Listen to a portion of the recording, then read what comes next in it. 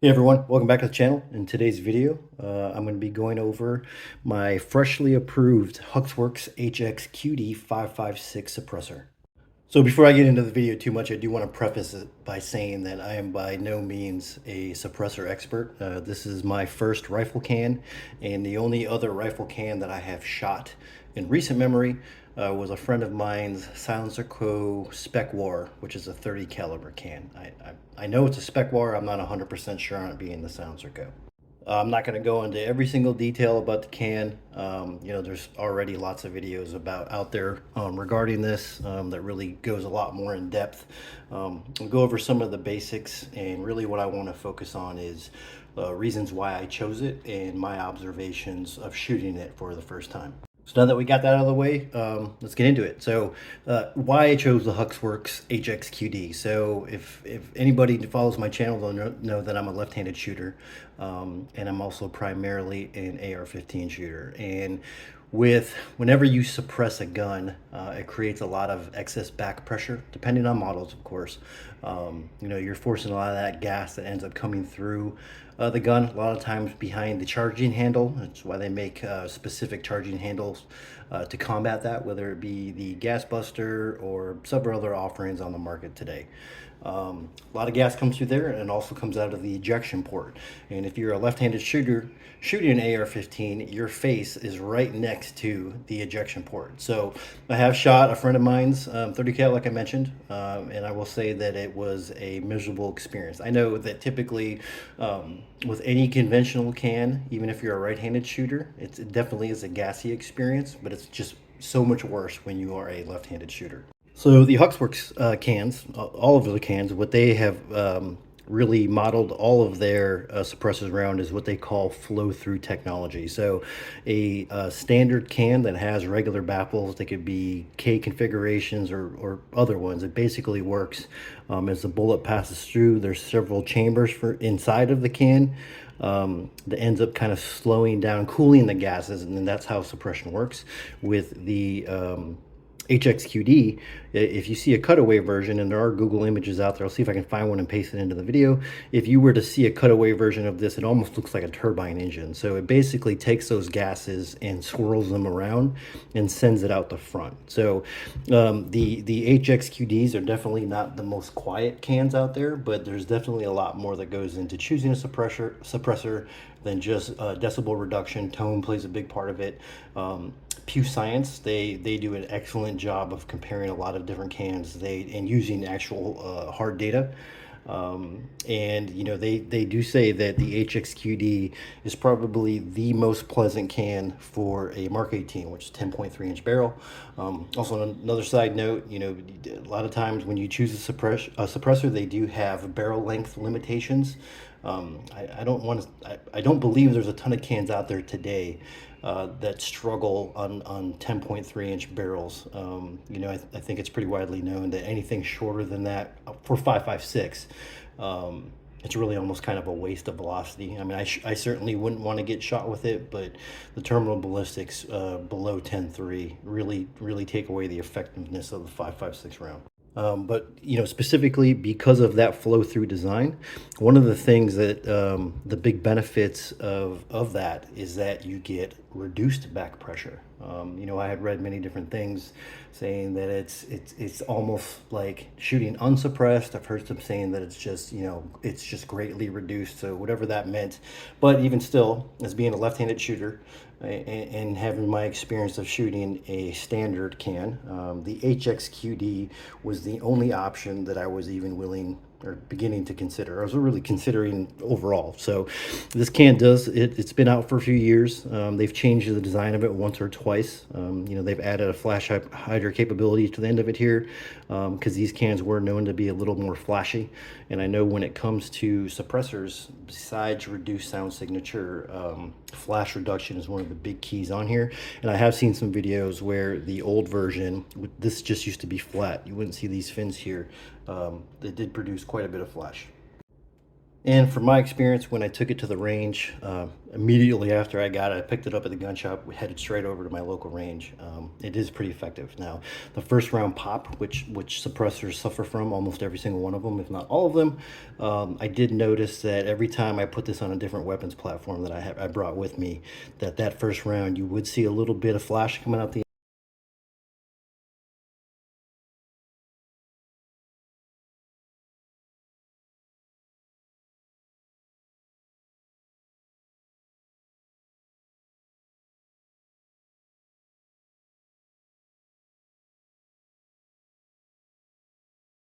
end. I'll include some still shots from the video. It was just like a little jet of fire, but everything after that, it was pretty tame as far as flash. Now, that range I went to, it is one of those ranges where they don't let you do rapid fire, so you might see more of that as you if you were at a different range and just mag dumping through a magazine. There are also different versions of this. This is the full size. They do also make a K version, which is shorter.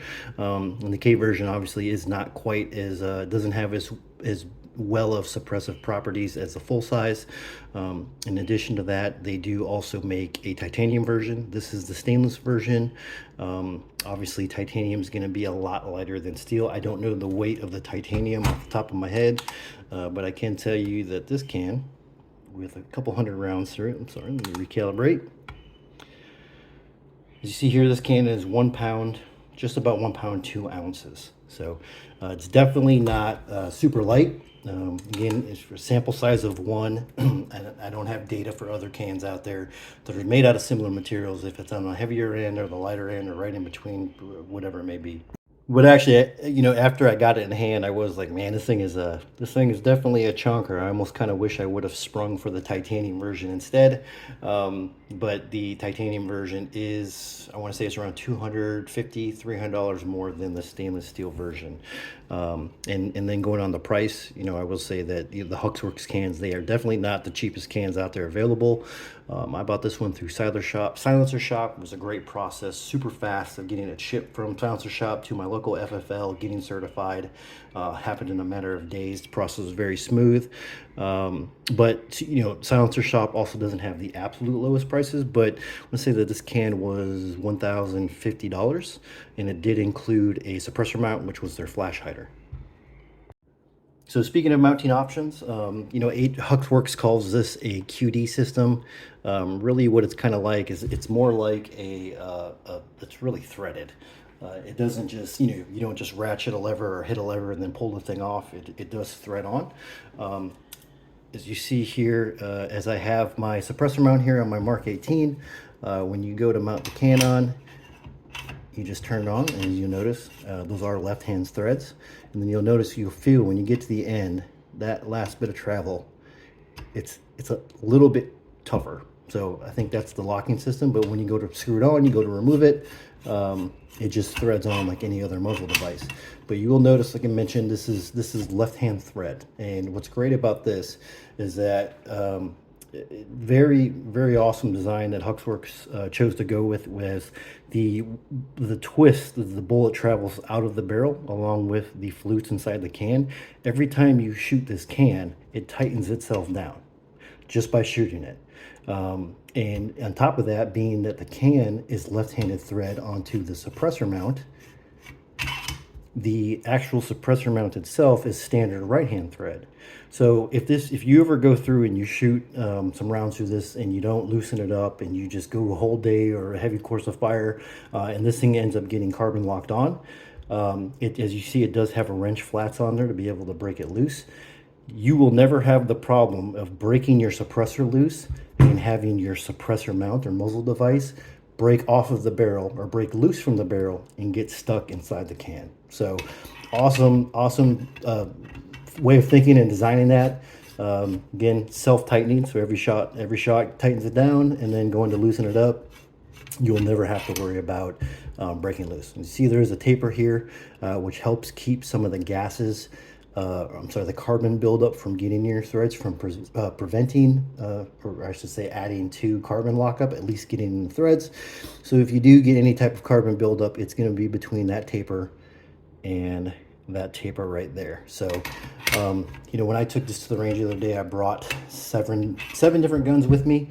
And I didn't have any problem getting it locked up, though I will say that I didn't put a ton of rounds on each gun. To go back real quick on the mounting system, again, this is the Huxwrx flash hider. Besides being very, I feel it's pretty visually appealing, it is very effective at flash reduction. On top of that, and that is the mount that comes with the can itself. It does come with one of them. They do also have a muzzle brake, which I decided here to put on my 18-inch. And either one of these, muzzle brake or the flash hider that I showed before, will work with the one can. It does also work with their 30 caliber can. So if I would have chosen to go with a 7.62, which I did toy with, I could still use 5.56 mounts and it'll work. As far as serviceability goes with this can, you know, it is fully welded, so you can't take it apart. Though, you know, it's pretty. I feel it's pretty well known that rifle cans, due to the higher gas pressures, you don't typically have to take them apart. But Huxwrx does say that this is serviceable in every 1,500 to 2,000 rounds, I believe it is.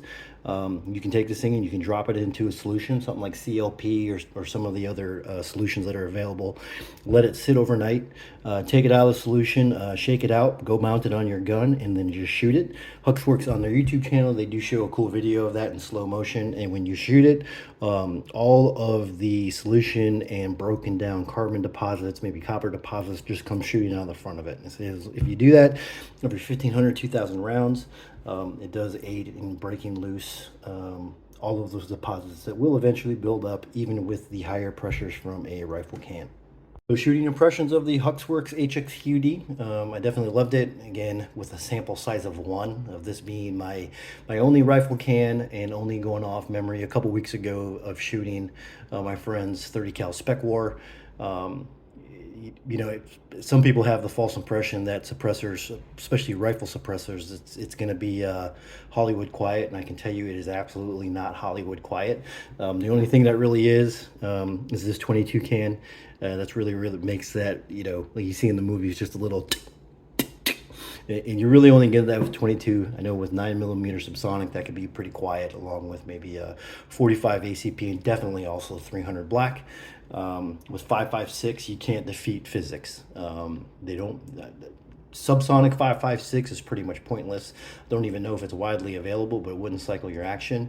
And the whole point of suppressing a 5.56 it's not to make it silent. It's just to reduce the sound signature, change the flash, and the Huxwrx can does that very well. Obviously, I don't have a decibel rating, but I can't say that I, just based on memory from shooting my friend's 30 cal can, that it sounded dramatically different. Again, I know from published numbers, especially on Pew Science, that the Huxwrx is not the most quiet can, but it does a great job and the tone is pleasant. I took my earmuffs off, you know, the day I went to the range. There was hardly anybody there. So I had the opportunity to take my earmuffs off and hear what it sounds like shooting this unsuppressed. I went about 6 rounds. And I didn't go any more than that because I didn't want the range officer yelling at me. But I would say that it is hearing safe. It's not something that you want to do all day long, but you could shoot it and it did not produce pain in your ear. It was loud, but it wasn't a sharp pain to your eardrum. I'd like to say that it was about as loud as a 22 pistol shooting. But just a different tone. You know, it doesn't sound so much like a gunshot as it does it sounds like the lash of a whip cracking. The videos, and I'll splice them into this one from me at the range. I don't really feel that cell phone camera picks it up to how it really sounds, but that's kind of, in a nutshell, as loud as the 22 out of a pistol, and it doesn't really sound like a gunshot, more like a whip cracking. And when I did go to the range, like I mentioned, I brought 7 different guns with me, from my 10.3 Mark 18 to my 12.5 AR, to my 13-inch Galil Ace, to my 13.9 AR, my 16-inch Tophers SAR, my 16-inch AR, and then also my 18-inch. And I will say between all of the different lengths from 10.3 up to 18, you don't really hear a dramatic sound difference in between them. I didn't really try to really concentrate on that when I was there at the range, but just thinking back in general, I can't really say I heard a difference in sound between any of the different guns, outside of the different operating systems. Of course, you know, the 5.56 Galil Ace with its long stroke gas piston, you're going to have the action rod and the bolt working back and forth. It's going to be a little bit louder than an AR, but just the rapport of the suppressor, didn't really notice the difference between any of them at all.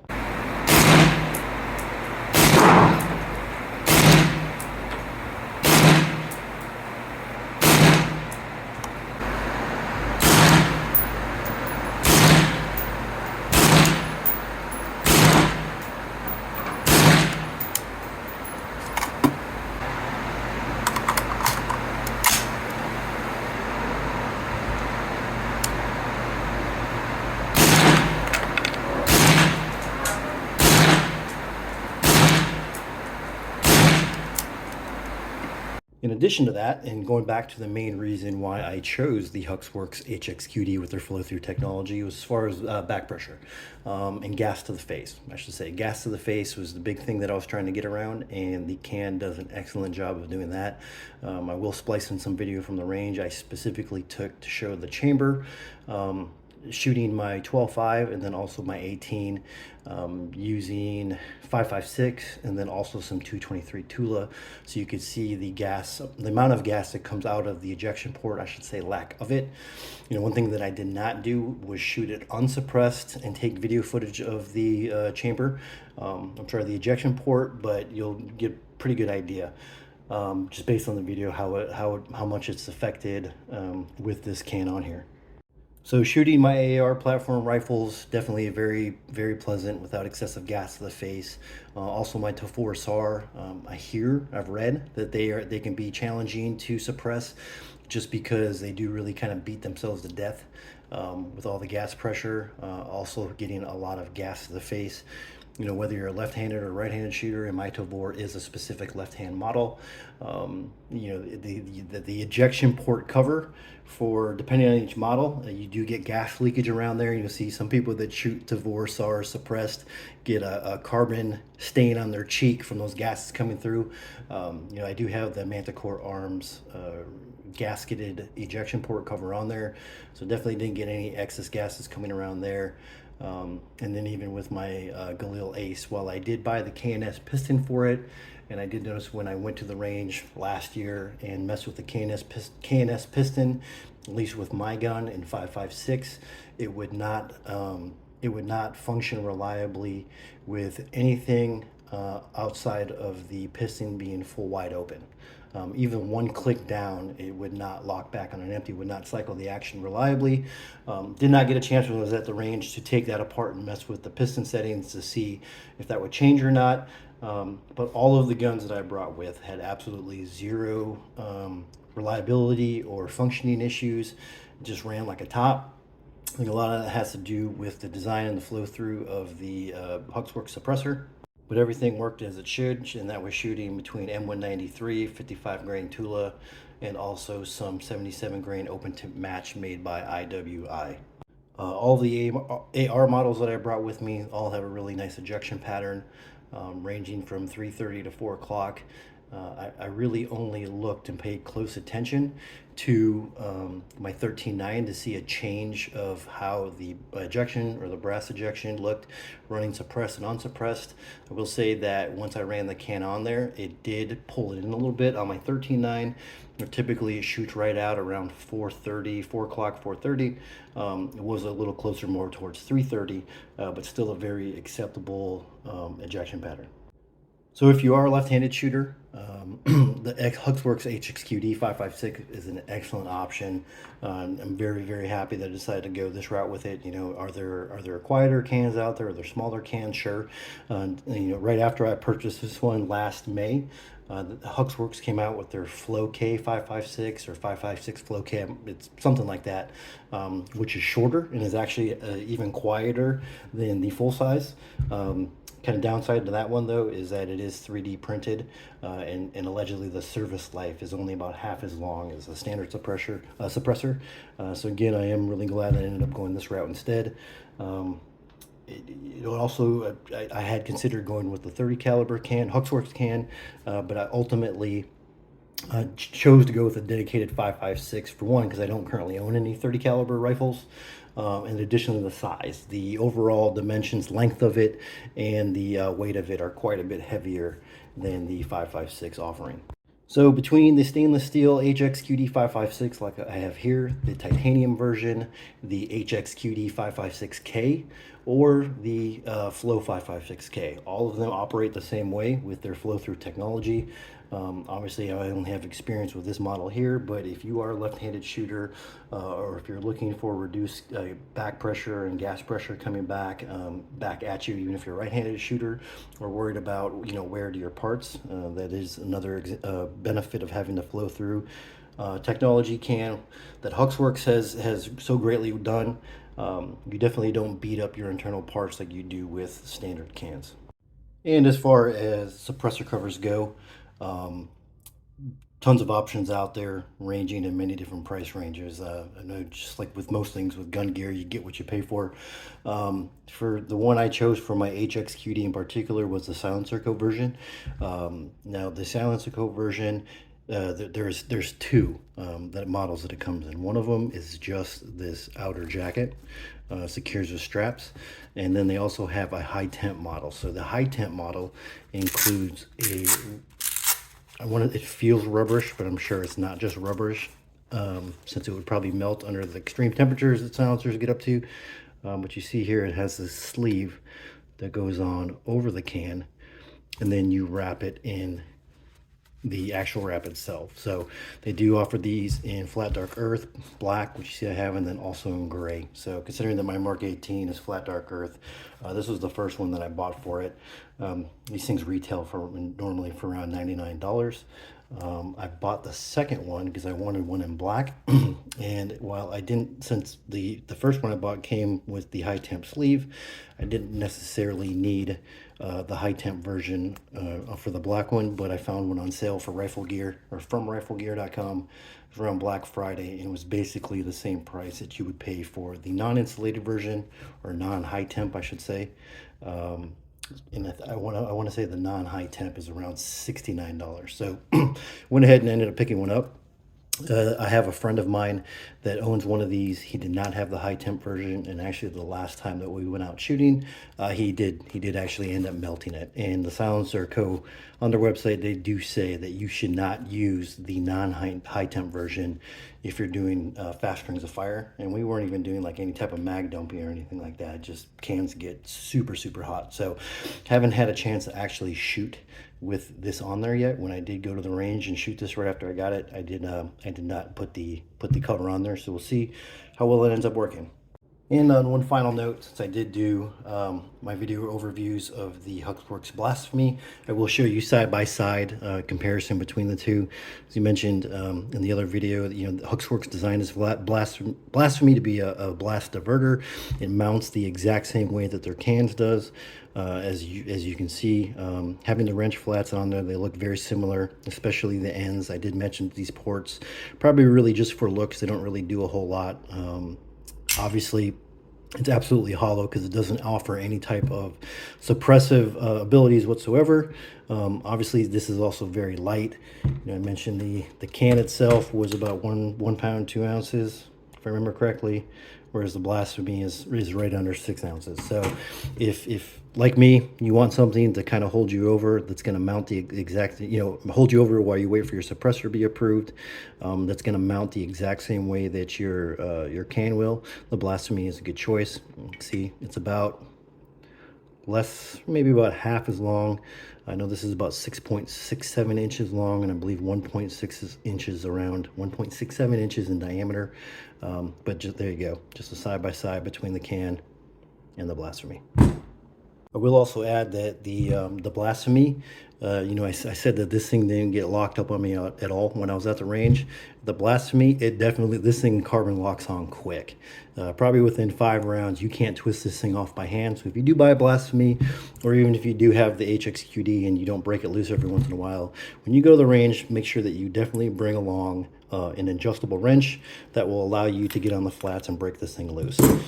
Speaking of which, when it comes to handling your can when you're at the range, I would say that all cans, they get hot. They get hot quick. I did notice that after like 4 rounds, you couldn't even touch this thing. It was just crazy hot. And again, was going through slow strings of fire, taking breaks in between as I moved the suppressor onto different cans. Before I left the range, I went through a 20-round magazine, just steady fire. Took it off the gun, set it on the table, started gathering all my stuff together, packing up to go. That was probably 15 or 20 minutes. Went to go pick up the can. Still definitely way too hot to touch. Fortunately for me, my wife bought me this Mechanics hot mitt, which is something that I do definitely highly recommend if you do have a suppressor. Simply just kind of put it on your hand and you're able to break it loose, pick it up, because again, after just a few rounds, you cannot touch this thing. Also, in addition to that, Mechanics, they do make this suppressor high temp transport bag. It is specifically made to be able to hold hot cans and not just warm cans. And I will say, and going a little bit, expanding a little further on when I was leaving.